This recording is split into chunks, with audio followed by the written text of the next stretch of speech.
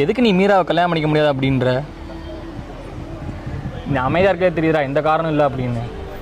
உங்களுக்குலாம் ஒரு பொண்ணு வேலைக்கு போய் கஷ்டப்பட்டு சம்பாரிச்சு பாதி காசை உங்கள் செலவு கொடுத்து மீதி காசை வீட்டில் கொடுத்து நீ நல்லா இருந்தப்போ நீ சந்தோஷமாக இருந்தப்போ பின்னாடியே தெரியுறாள் பார்த்தியா? அவ்வளோ நீங்கள் லவ் பண்ணி கல்யாணம் பண்ணிக்க மாட்டீங்க. நல்லா லிப்ஸ்டிக் மேலே போட்டு மேக்கப் மேலே போட்டு கெத்து மேலே சீன் மேலே போட்டு நம்மளை பின்னாடி திரிய விடுறத பார்த்தியா? அவ்வளோ பின்னாடி தான் நம்ம தெரிஞ்சு கல்யாணம் பண்ணிக்கணும்னு ஆசைப்படுவோம்.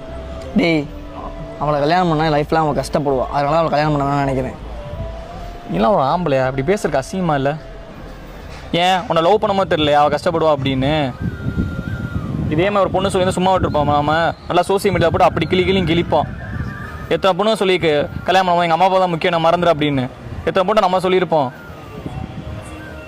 ஃபைனலாக கேட்குறேன், மீரா கல்யாணம் பண்ணிக்க முடியுமா முடியாதா? முடியாது. டேய் தயவுசெய்து ஃப்ரெண்டு வண்டி நின்றாதா?